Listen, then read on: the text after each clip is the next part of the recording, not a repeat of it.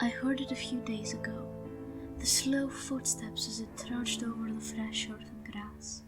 Footsteps so heavy and large, I knew it wasn't the gardener or my mother coming to lay flowers at my grave. This was different. It didn't sound human. It's the second nasty surprise I've received after death.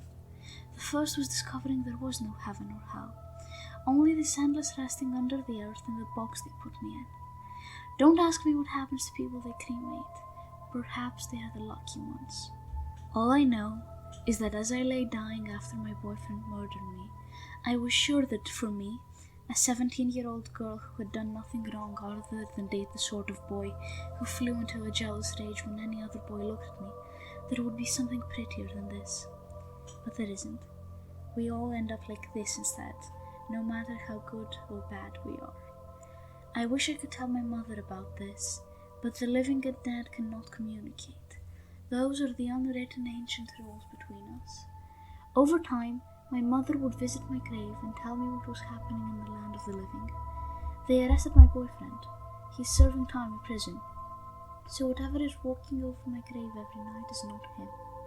Like I said, it's definitely not human. I tried to ignore it at first, but today, something has changed.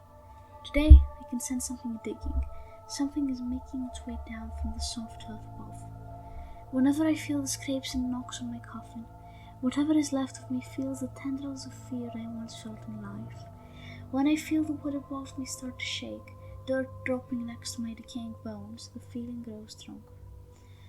The lid is lifted, and the twisted, bitter face of an impossible beast stares down at me. One large yellow reptilian eye, one small beady eye stare down at me.